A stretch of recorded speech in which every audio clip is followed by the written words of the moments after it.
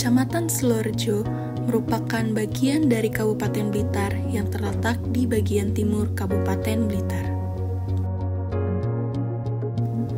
Wilayah perkotaan Silorejo berbatasan dengan Kecamatan Doko Kabupaten Blitar di sebelah utara,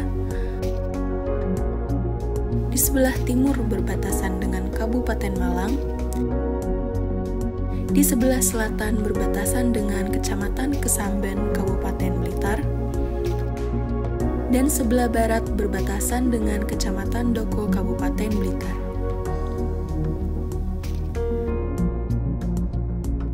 Terdapat 9 desa yang masuk dalam lingkup deliniasi perkotaan Silorejo, yaitu Desa Pogaji, Desa Silorejo, Desa Ngrejo, Desa Boro, Desa Olak Alen, Desa Sumber Agung, Desa Banjarsari, Desa Ngrendeng, dan Desa Sidomulyo.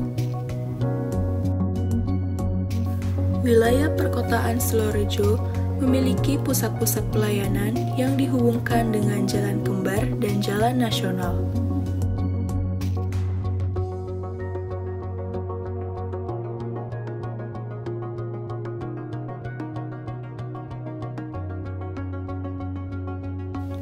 Wilayah perkotaan Silorejo memiliki luas sebesar 4.365,89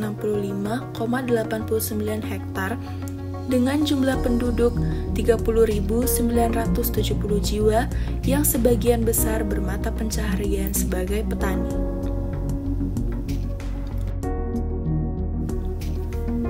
Dengan luas wilayah tersebut, wilayah perkotaan Silorejo memiliki sarana dan prasarana yang cukup memadai, seperti adanya fasilitas pendidikan,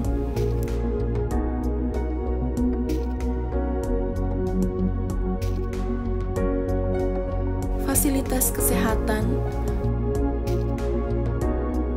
fasilitas peribadatan,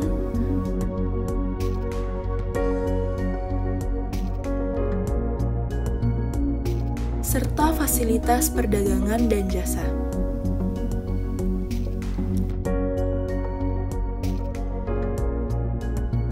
Selain itu, utilitas seperti jaringan jalan, listrik, air bersih, drainase, dan telekomunikasi sudah cukup menjangkau wilayah perkotaan Silorejo.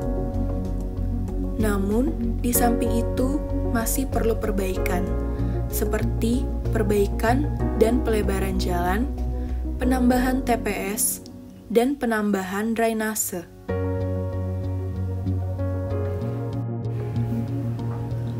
Wilayah perkotaan Silorejo memiliki potensi unggulan berupa perkebunan kopi yang sudah menjadi produk unggulan dan kopi khas Silorejo, yaitu kopi Ploncing.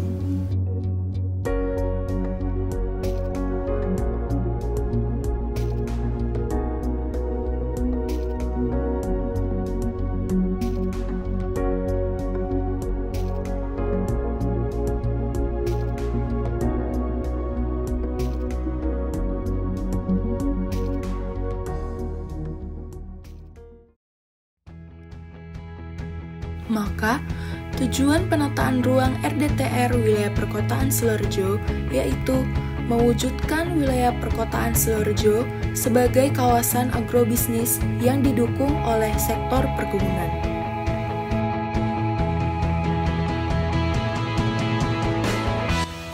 Rencana pola ruang perkotaan Silorejo terdiri atas kawasan lindung dan kawasan budidaya.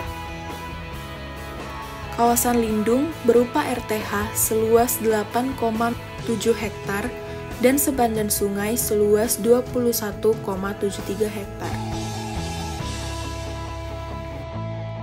Berikut adalah rencana struktur ruang. Wilayah perkotaan Silorejo terdiri dari sub-wilayah perencanaan.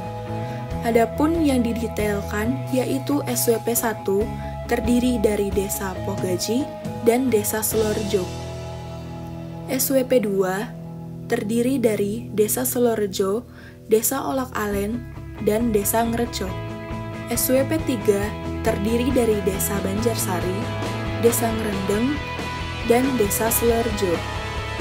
SWP 4 terdiri dari Desa Boro, Desa Olok Alen, Desa Sumber Agung, dan Desa Silorejo. Dan yang terakhir adalah SWP 5, yaitu Desa Sidomulyo, Desa Boro, Desa Ngrendeng, dan Desa Sumber Agung. SWP 1 memiliki tema Pusat Transportasi dan Pelayanan Umum dengan fungsi kawasan sebagai kawasan hortikultura, hutan produksi, pendidikan, transportasi, dan perkebunan. Pada SWP 1, terdapat stasiun Pogaji yang nantinya akan direncanakan sebagai kawasan TOD. Dan ini ilustrasi perencanaan kawasan TOD Stasiun Pogaji.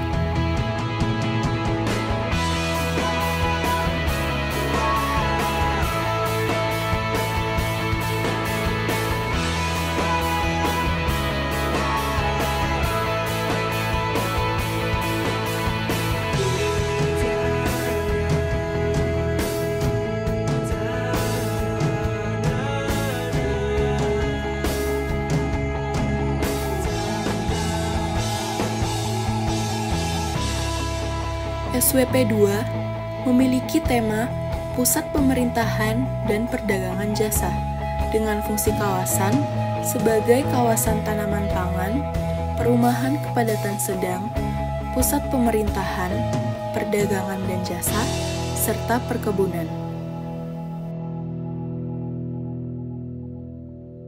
SWP 3 memiliki tema Pusat Pertanian dan Perdagangan Jasa dengan fungsi kawasan sebagai perumahan kepadatan rendah, perkebunan, tanaman pangan, dan perdagangan jasa.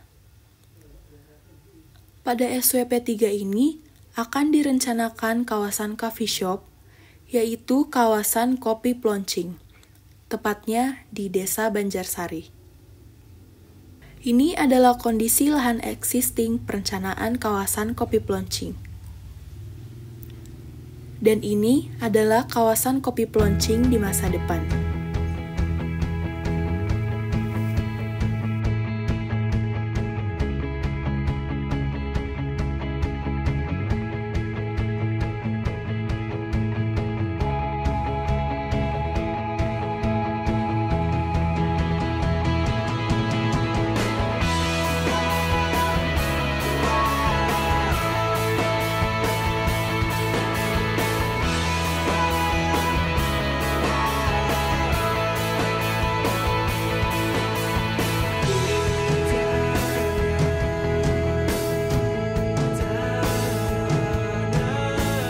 SWP 4 memiliki tema Pusat Permukiman dan Pertanian dengan fungsi kawasan sebagai kawasan perkebunan, perumahan kepadatan rendah, serta kepadatan sedang, dan perdagangan jasa.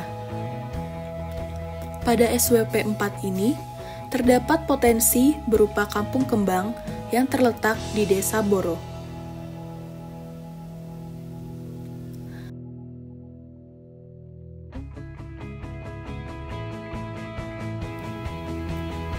SWP 5 memiliki tema Pusat Eduwisata dan Pusat Perkebunan dengan fungsi kawasan sebagai kawasan hutan produksi, perkebunan, perumahan kepadatan rendah, serta kepadatan sedang.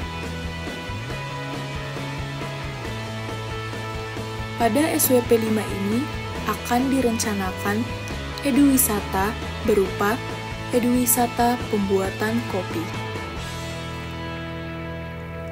Berikut adalah kondisi existing kawasan pembuatan kopi.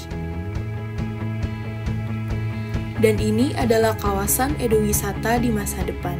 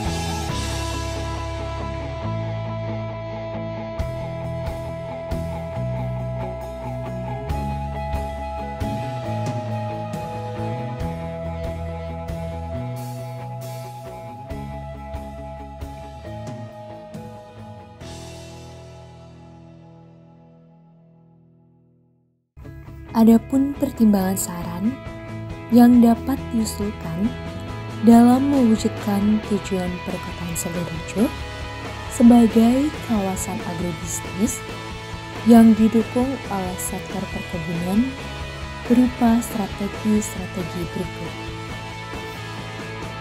Yang pertama, strategi pengembangan dilakukan dengan melakukan penyuluhan kepada masyarakat dalam rangka memahami lebih dalam terkait potensi unggulan yang dapat dimanfaatkan masyarakat untuk menunjang keberhasilan tujuan penataan ruang perkotaan Sidoarjo.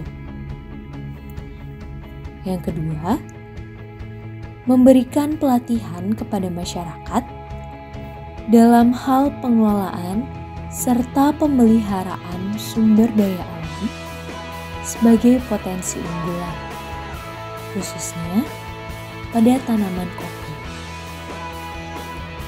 Yang ketiga, diharapkan hubungan kerjasama yang baik antara pemerintah dengan masyarakat perkotaan Sidoarjo untuk merealisasikan dan memudahkan pelaksanaan serta penyediaan sarana maupun prasarana yang mampu menunjang dalam perwujudan tujuan perkotaan Sidoarjo.